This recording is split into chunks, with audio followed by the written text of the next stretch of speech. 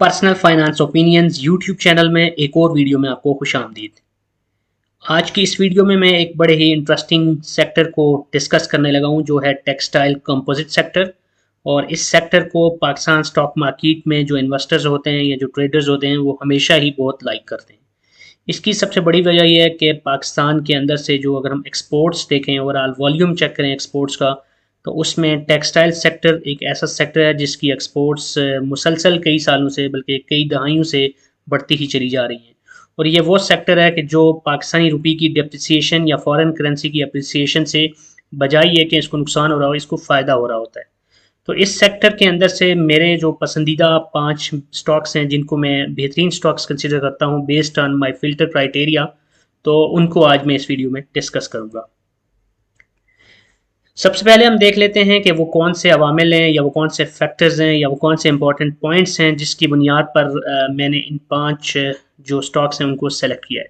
सबसे पहले हम उनको देखेंगे कि उनकी जो करंट प्राइस है वो क्या है। करंट प्राइस इतनी इंपॉर्टेंट नहीं होती क्योंकि प्राइस वेरिएशन इंपॉर्टेंट होती है, but in any case price को यहाँ पे मेंशन करूँगा मैं। और उसके बाद 52 वीक्स की जो उसकी रेंज है, यानी एक साल के अंदर उस स्टॉक के अंदर कितनी वॉलेटिलिटी आई है और प्राइस की फ्लक्चुएशन कैसी रही है, इसको हम डिस्कस करेंगे। फिर प्राइस टू अर्निंग रेशो या प्राइस मल्टीपल, जो कि किसी भी स्टॉक की को ये देखने के लिए कि वो अंडर वैल्यूड है या फेयर प्राइस पे है या ओवर वैल्यूड है या ओवर प्राइस्ड है, इन चीज़ों को देखने के लिए हम प्राइस टू अर्निंग रेशो को देखते हैं। उसके बाद स्टॉक की एक और इम्पॉर्टेंट रेशो जिसको करंट रेशो बोलते हैं, जो कि बैलेंस शीट में से आप अखज़ करते हैं, उसके बारे में हम देखेंगे, जो कि करंट एसेट्स और करंट लाइबिलिटीज़ की बेसिस पे करंट रेशो निकाली जाती है। और किसी भी कंपनी की लिक्विडिटी रेशोज़ के अंदर करंट रेशो एक इम्पॉर्टेंट रेशो होती है। उसके बाद हम डिविडेंड यील्ड चेक करेंगे अप टू 2021 फोर्थ क्वार्टर के जिस स्टॉक को हम डिस्कस कर रहे होंगे उसकी जो डिविडेंड यील्ड है वो कितनी रही है। और फिर हम नेट प्रॉफिट मार्जिन देखेंगे कि कंपनी ने जो भी सेल्स किए हैं, जो उसने रेवेन्यू जनरेट किया, उसके अंदर से फिर उसके ऑपरेटिंग एक्सपेंसेस और बाकी सारे एक्सपेंसेस, टैक्सेस और हर तरह के फाइनेंशियल एक्सपेंसेस को निकाल के जो उसकी नेट प्रॉफिट है वो उसकी मार्जिन क्या है, वो परसेंटेज में कितना बन रहा है। फिर हम सेल्स ग्रोथ को देखेंगे कि अप टू 2020 से लेके 2021 तक ईयर ऑन ईयर उसकी ग्रोथ कैसी रही है, क्योंकि सेल्स ग्रोथ का मतलब ये होता है कि वो कंपनी फ्यूचर के अंदर भी एक्सपेक्टेडली यही है कि वो उसकी ग्रोथ ऐसे ही बढ़ती रहेगी। फिर अर्निंग पर शेयर की हिस्ट्री हम चेक करेंगे कि 2019, 2020 और 2021 में earning per share in companies का क्या रहा है, क्योंकि एक साल की ईपीएस की बेसिस पे आप किसी भी कंपनी के बारे में कोई कंक्लूसिव बात नहीं कर सकते। इवन के डिविडेंड यील्ड के बारे में भी जब हम बात करेंगे तो उसको इन एक्चुअल आप जब भी एनालिसिस करें तो आपको ये कंटिन्यूएशन उसकी देखनी चाहिए कि क्या वो कंपनी मल्टीपल ईयर्स के अंदर रेगुलरली डिविडेंड दे रही है या सिर्फ रिसेंटली डिविडेंड दिया है। क्योंकि जो डिविडेंड यील्ड आपको SCS ट्रेड या DPS/PSX.com पे मिल रहा होता है वो उसके लास्ट 1 ईयर की बेसिस पे होता है। सो ये बड़ा इंपॉर्टेंट है कि आप डिविडेंड की बेसिस पे अगर इन्वेस्टमेंट करते हैं तो कंपनी की पास्ट हिस्ट्री भी चेक कर लें। तो अब इस सारी इन्फॉर्मेशन की बेस पे हम देखते हैं कि 5 कौन सी ऐसी कंपनीज हैं जो कि शॉर्टलिस्ट हो रही हैं। जो पहली कंपनी इस लिस्ट के अंदर है वो है गुल अहमद टेक्सटाइल मिल्स, और ये टेक्सटाइल कंपोजिट सेक्टर में एक बड़ी जानी पहचानी कंपनी है। और करंट प्राइस इसके शेयर की 43.5 है, जबकि अगर हम एक साल की इसकी रेंज देखें तो 41 से लेके 60 तक है। इसका मतलब है कि इसकी जो अभी करंट प्राइस है वो जो 52 वीक्स की इसकी रेंज है उसके ऑलमोस्ट बॉटम के करीब है। सो इवन अगर हम ये एक्सपेक्ट करें कि ये कंपनी इसी साइकिल के अंदर भी घूमती है एक दफ़ा फिर, तो भी आप कह सकते हैं कि ऑलमोस्ट 17 से 18 रुपए का मार्जिन मौजूद है। तो उस बेसिस पे भी हम कह सकते हैं कि ये जो शेयर है आपको खासा डिस्काउंट पे मिल रहा है। लेकिन सिर्फ 52 वीक्स की रेंज के बाद बेस पे ही हम ये नहीं कह सकते कि कोई कंपनी का शेयर डिस्काउंट पे है या फिर वो ओवर प्राइस्ड है, बल्कि दीगर फैक्टर्स को भी हमने देखना होता है।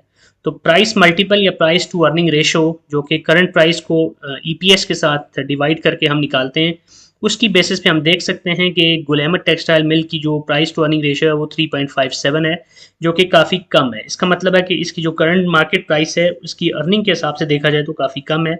सो इसके अंदर काफ़ी पोटेंशियल मौजूद है। उसके बाद लिक्विडिटी रेशोज में से अगर हम करंट रेशो को देखें तो वो 1.09 है।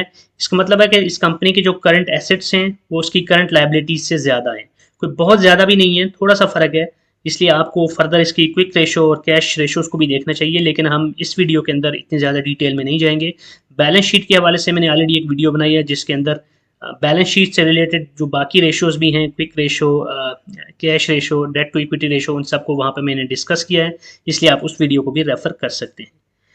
लिंक उस वीडियो का मैं डिस्क्रिप्शन में भी डाल दूँगा। उसके बाद अगर आप डिविडेंड यील्ड की बात करें अप टू 2021 फोर्थ क्वार्टर, तो इसका डिविडेंड यील्ड 2.3 बनता है। तो इस टेक्सटाइल सेक्टर के अंदर मैंने देखा है कि मेजॉरिटी कंपनीज़ की डिविडेंड यील्ड कोई बहुत अच्छी नहीं है, लेकिन स्टिल अगर कंपनीज़ ग्रो भी कर रही हो और उसका डिविडेंड आ रहा हो, अगरचे थोड़ा हो लेकिन फिर भी आ रहा हो, तो it's still a positive thing. और अगर इसके नेट प्रॉफिट मार्जिन की बात की जाए तो वो 5.94% बनता है, जो कि कोई बहुत ज़्यादा नेट प्रॉफिट, जो प्रॉफिट मार्जिन बहुत ज़्यादा नहीं है। तो इसका मतलब ये है कि इस कंपनी की जो अर्निंग्स हैं या जो इसका सेल्स हैं, उसके बाद जो डिफरेंट किस्म के ऑपरेटिंग या नॉन ऑपरेटिंग एक्सपेंसेस हैं वो काफ़ी ज़्यादा हैं। उसके बाद अगर आपकी सेल्स की ग्रोथ की बात करें 2020 से 2021 तक ईयर ऑन ईयर, तो वो 60.22% बनता है, जो कि बहुत बड़ा नंबर है। इसका मतलब है कि इस कंपनी ने रिसेंटली अपनी सेल्स को बहुत अच्छा बढ़ाया है, विच मीन्स कि इसने कोई मजीद या तो प्रोडक्ट्स लॉन्च किए हैं या फिर जो उसकी एग्जिस्टिंग प्रोडक्ट्स हैं उसके लिए कोई बेहतर मार्केट्स इसने ढूंढी हैं और उन मार्केट्स के अंदर इसकी पेनिट्रेशन बढ़ी है। फिर अर्निंग पर शेयर की अगर हिस्ट्री चेक की जाए तो 2019 में इसका जो पर शेयर अर्निंग थी वो 8.44 थी, लेकिन 2020 में इसकी अर्निंग पर शेयर नेगेटिव में गई है -1.12, जबकि 2021 में फिर से पॉजिटिव में चली गई 10।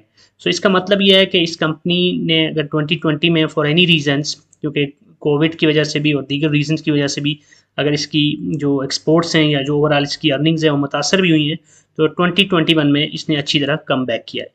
तो जो भी बड़ी कंपनीज़ होती हैं, जो फंडामेंटली स्ट्रॉन्ग कंपनीज़ होती हैं, वो अगर किसी वजह से मार्केट के ओवरऑल बिहेवियर की वजह से या इंटरनेशनल फैक्टर्स की वजह से अगर किसी साल में या किसी क्वार्टर में पुअरली भी परफॉर्म करें, तो वो दोबारा से बहुत अच्छी तरह बाउंस बैक कर जाती हैं, और वो आप इस केस में भी देख सकते हैं। अब जो दूसरी कंपनी इस टेक्सटाइल कंपोजिट सेक्टर्स में से मैं आपके लिए लेके आया हूँ वो है निशात चूनिया लिमिटेड, और इस कंपनी को मैं हमेशा से अपने जो पोर्टफोलियो उसमें रखता हूँ, क्योंकि इस कंपनी का डिविडेंड भी बहुत अच्छा होता है और ओवरऑल इसकी प्राइस भी अप्रिसिएट करती रहती है, क्योंकि इस कंपनी के फंडामेंटल्स काफ़ी स्ट्रॉन्ग है। इसकी जो करंट प्राइस है वो 52.1 है, जबकि आप 52 वीक्स की रेंज देखें तो वो 38.5 से 55.99 है। इसका मतलब है कि अभी जो इसकी प्राइस है वो काफ़ी इसके 52 वीक्स के हाई के करीब है, लेकिन अगर इसकी प्राइस टू अर्निंग रेशो देखी जाए तो वो 1.4 बनती है। इसका मतलब ये है कि इसकी जो करंट प्राइस भी है वो भी बहुत बहुत कम है, यानी कि इसको आप अंडर वैल्यूड स्टॉक कह सकते हैं। इवन गुल अहमद से भी इसकी जो पीई रेशो है वो कम है। इसका मतलब है कि ओवरऑल जो अर्निंग्स जिस तरह की निशात चूनिया लिमिटेड की हैं, उस लिहाज से इसकी जो करंट प्राइस है वो आपको एक डिस्काउंटेड प्राइस कह सकते हैं आप उसे। फिर इसकी लिक्विडिटी रेशोज़ में करंट रेशो की बात की जाए तो इसकी वैल्यू 1.3 बनती है। इसका मतलब है कि इसके जो करंट एसेट्स हैं वो इसकी करंट लायबिलिटीज़ से काफ़ी ज़्यादा है। इवन ये जो नंबर है ये गुल अहमद टेक्सटाइल मिल से भी बेहतर है। फिर डिविडेंड यील्ड की बात की जाए तो निशात चूनिया लिमिटेड शायद इंटरनेशनल इंटरलूप के अलावा अगर हम टेक्सटाइल कंपोजिट सेक्टर्स में बात करें तो आई थिंक के Nishat Chunian limited is the second best company in terms of dividend yield, और इसकी जो डिविडेंड यील्ड यहाँ पे है वो 9.6 है। इस बारे में मैं एक इन्फॉर्मेशन आपको बताता चलूँ कि SCS ट्रेड या फिर DPS या फिर investing.com या और भी कोई भी इस तरह की साइट्स हैं या डेटा सोर्सेज हैं, थोड़ा सा आपको वेरिएशन नज़र आएगा उनके जो नंबर्स होते हैं इन टर्म्स ऑफ डिफरेंट रेशोज़ और डिफरेंट फिगर्स। तो इसलिए अगर आप डेटा पोर्टल में से देखेंगे या फिर आप SCS ट्रेड में से देखेंगे तो आपको थोड़ा सा डिफरेंस नज़र आएगा। तो इसलिए इसको आप फुल एंड फाइनल फिगर नहीं कह सकते। जबकि नेट प्रॉफिट मार्जिन की अगर बात की जाए तो इसका net profit margin up to 2021 fourth quarter 11.36% है, और इस केस में भी आप देख सकते हैं कि गुल अहमद का जो नेट प्रॉफिट मार्जिन है उससे निशात चूनिया लिमिटेड का प्रॉफिट मार्जिन ज़्यादा है। तो नेट प्रॉफिट मार्जिन ज़्यादा होने से आप ये कह सकते हैं कि इस कंपनी की जो ऑपरेटिंग कॉस्ट या रिलेटेड एक्सपेंसेस हैं या दीगर जो एक्सपेंसेस हैं रिलेटेड टू टैक्स और related to financial expenses of any kind, तो वो कंपेयर टू गुल अहमद कम है। इट मीन्स कि कंपनी बेहतर तरीके से अपने जो भी सेल्स हैं उसको कन्वर्ट कर रही है नेट प्रॉफिट के अंदर। अगर सेल्स ग्रोथ की बात की जाए तो इस कंपनी की सेल्स ग्रोथ 2020 से 21 के दौरान जो एक साल है उसमें 38.18% ग्रो हुई हैं। तो again this is a good number. अगरचे ये नंबर गुल अहमद के मुकाबले में कम है, लेकिन स्टिल अगर नेट प्रॉफिट मार्जिन अच्छा हो तो it will be considered even better. और अर्निंग पर शेयर की अगर इसकी हिस्ट्री देखी जाए तो इसमें आप देख सकते हैं कि 2019 में 13.19, जबकि 2020 में 1.1, जो कि सिग्निफिकेंटली उससे कम है, जबकि 2021 में एक अच्छा बूम नज़र आया 23.31। सो इसमें जो 2020 है वो हम गुल अहमद के केस में भी और निशात चूनिया के केस में भी देख रहे हैं कि ओवरऑल ये जो टेक्सटाइल सेक्टर है उसके लिए अच्छा साल नहीं रहा। उसके बाद जो अगली कंपनी हम देखेंगे वो है इंटरलूप। इंटरलूप भी अगर हम टेक्सटाइल कंपोजिट सेक्टर में बात करें तो in terms of its capital और in terms of its overall revenue एक बहुत बड़ी कंपनी कंसिडर की जाती है, और इसकी जो करंट प्राइस है वो 70.74 है, जबकि इसकी जो एक साल की रेंज है वो 60 से लेके 84.45 तक है। उस लिहाज से देखा जाए तो ये almost in the middle of the 52 years range इस वक्त गर्दश कर रहा है। और इसकी प्राइस टू अर्निंग रेशो आप देख सकते हैं कि बाकी दोनों कंपनीज जो अभी हम डिस्कस कर चुके हैं उनसे ज़्यादा है। इस लिहाज से आप कह सकते हैं कि अभी जो इसकी प्राइस है वो शायद ये ओवर प्राइस्ड कैटेगरी में जा रहा है, लेकिन बाकी अगर सारे फैक्टर्स को देखा जाए और बाकी कंपनी की ओवरऑल ग्रोथ को देखा जाए तो ये प्राइस फिर भी जस्टिफाइड है। फॉर एग्जांपल इसकी करंट रेशो 1.18 है, जो कि ये बताती है कि इसके जो करंट एसेट्स हैं वो करंट लायबिलिटीज़ के मुकाबले में सिग्निफिकेंटली ज़्यादा है। इसी तरह इसकी डिविडेंड यील्ड 3.53 है। डिविडेंड यील्ड कोई बहुत अच्छी नहीं है, लेकिन फिर भी इट्स पॉजिटिव, यानी मतलब कुछ ना कुछ डिविडेंड आपको मिल रहा है। फिर अगर नेट प्रॉफिट मार्जिन की बात की जाए तो 11.45 है, और ये नेट प्रॉफिट मार्जिन इसका पीछे हमने जो दो कंपनीज डिस्कस की उन दोनों से ज़्यादा है। और अगर सेल्स ग्रोथ की बात की जाए 2020 से 21 तक तो 51.40% इसकी सेल्स में ग्रोथ देखने को मिली है। तो ग्रोथ ओरिएंटेड कंपनीज हैं ये सारी, आप देख सकते हैं कि सेल्स इनकी सिग्निफिकेंटली ग्रो हुई हैं सबकी। जबकि अर्निंग पर शेयर की अगर हम हिस्ट्री देखें इसकी तो 5.98 2019 में, जबकि 2.06 2020 में, जबकि 2021 में इसकी ईपीएस 7 रही है। तो ईपीएस इसकी बहुत ज़्यादा कोई तेज़ी से ग्रो होती हुई नज़र नहीं आ रही, हालांकि अगर आप इसकी ओवरऑल सेल्स देखें तो वो अच्छी खासी ग्रो हुई हैं और प्रॉफिट मार्जिन भी इसके ठीक हैं। तो इसकी जो एनुअल रिपोर्ट्स हैं उसको फर्दर आपको देखना पड़ेगा कि इसकी जो अर्निंग्स हैं वो उतनी ज़्यादा क्यों नहीं बढ़ी compared to its overall fundamental statistics that we are providing you. जो नेक्स्ट कंपनी इस लिस्ट के अंदर चौथी कंपनी मैं डिस्कस करने जा रहा हूँ वो है कोहिनूर टेक्सटाइल मिल्स लिमिटेड, और इस शेयर की जो करंट प्राइस है वो 61.56, जबकि 52 वीक्स की रेंज देखा जाए तो 52.50 से 92.81 है। तो उस लिहाज से देखा जाए तो इसकी जो करंट प्राइस है वो काफ़ी कम है compare to the previous 1 year cycle. जबकि इसकी प्राइस मल्टीपल या प्राइस टू अर्निंग रेशो देखी जाए वो भी 3.43 बनती है, जो कि बहुत ज़्यादा नहीं है। इसका मतलब है कि इसको भी आप सिग्निफिकेंटली एक बेहतर प्राइस वाला स्टॉक कह सकते हैं या अंडर वैल्यूड स्टॉक कह सकते हैं। और जो भी शेयर ऐसा हो कि जिसकी जो प्राइस टू अर्निंग रेशो है compare to the other shares in the same sector कोई बहुत ज़्यादा ना हो, तो वो एक एज एन अपॉर्चुनिटी ट्रीट किया जाता है फॉर द इन्वेस्टर्स। और इसकी अगर करंट रेशो की बात की जाए तो वो 1.06 है। इसका मतलब है कि इसके जो करंट एसेट्स हैं वो करंट लायबिलिटीज़ के ऑलमोस्ट करीब करीब है, जो कि कोई एक अच्छी बात नहीं है। इस होना ये चाहिए था कि इसके जो करंट एसेट्स हैं वो ज़्यादा होने चाहिए, क्योंकि लिक्विडिटी रेशोज़ के अंदर जो करंट रेशो है वो इंपॉर्टेंट इंफॉर्मेशन आपको दे रही होती है कि अगर इसने करंट लायबिलिटीज़ को पे बैक करना है इन लेस दैन 12 मंथ्स, तो उसके लिए इंपॉर्टेंट होता है कि इसकी जो करंट एसेट्स हैं वो सिग्निफिकेंटली ज़्यादा हों। बहरहाल still it's more than one, तो ideally it should be greater than one and more is better. और डिविडेंड यील्ड अगर इसकी देखी जाए तो वो 3.25 है, which is fine compare to the other stocks in the same sector. जबकि इसकी जो नेट प्रॉफिट मार्जिन है वो 9.20% है। और सेल्स अगर इसकी ग्रोथ देखा जाए तो 37.13% है, विच इज़ आल्सो गुड। और इसकी ईपीएस आपको एक पॉजिटिव नंबर नज़र आएगा इवन 2020 में, जबकि सबकी ईपीएस कम थी, इसकी उसमें भी अच्छी ईपीएस रही। तो 5.85 2019, 5.11 2020, जबकि 2021 में ये जंप कर गई towards 9.21। So it means consistently एक अच्छा ईपीएस दे रही है ये कंपनी।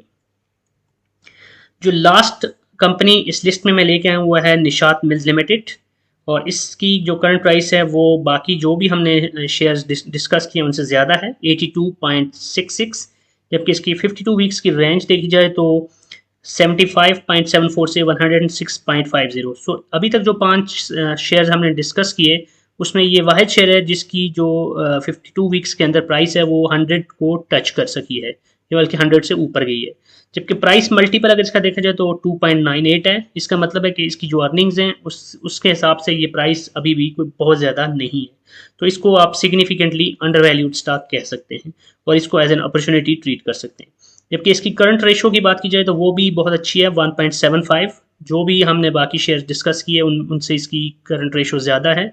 इसका मतलब है कि इस कंपनी के पास जो करंट एसेट्स हैं वो इसकी करंट लाइबिलिटीज से सिग्निफिकेंटली ज़्यादा है। जबकि इसकी डिविडेंड यील्ड 4.84 बनती है और वो भी बेहतर डिविडेंड यील्ड कंसीडर की जाती है इन दिस सेक्टर। जबकि इसके नेट प्रॉफिट मार्जिन को देखा जाए तो वो 9.45% बनता है और इसकी जो सेल्स हैं वो इस 2020 से लेकर 2021 के साल में 18.06% ग्रो हुई है। सेल्स ग्रोथ इसकी दूसरी जो कंपनीज हैं इस लिस्ट में उससे काफ़ी कम है। लेकिन इसके बावजूद जो बहुत ही पॉजिटिव चीज़ आपको नजर आएगी वो इसकी ईपीएस हिस्ट्री है, जो कि तीनों सालों में आप देख सकते हैं कि इसकी ईपीएस बहुत अच्छी रही है। 2019 में इसकी 22.2, 2020 में जिसमें बाकी कंपनीज की ईपीएस काफ़ी ख़राब रही उस साल में भी इस कंपनी की ईपीएस 18.07 रही है। जबकि 2021 में इस कंपनी की ईपीएस 28.15 रही। सो ओवरऑल अच्छी ईपीएस के साथ ये शेयर अपनी हिस्ट्री को मेंटेन किए हुए। तो ये थे कुछ ऐसे शेयर्स जो कि टेक्सटाइल कंपोजिट सेक्टर में से मैं आपके लिए फ़िल्टर करके लाया। Of course there are many other shares और स्टॉक्स इन दिस सेक्टर के जो वर्थ इन्वेस्टिंग हैं, लेकिन एक इम्पॉर्टेंट चीज़ जो मैं अपने फ़िल्टर क्राइटेरिया में रखता हूँ वो वॉल्यूम भी होता है।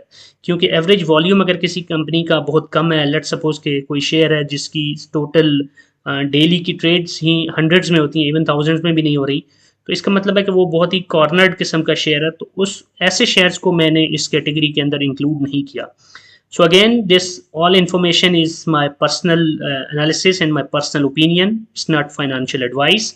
और इसलिए आपको जो भी इन्वेस्टमेंट करते हैं उसके लिए ख़ुद भी मज़ीद रिसर्च कर लीजिएगा और बेहतर तौर पे अपनी प्रायोरिटीज़ के हिसाब से, अपने बजट के हिसाब से और अपने जो भी आपके क्राइटेरियाज़ हैं, क्राइटेरिया है आपका जो, उसके हिसाब से आपने बेहतर तौर पे अपनी कंपनीज़ को सेलेक्ट करना है।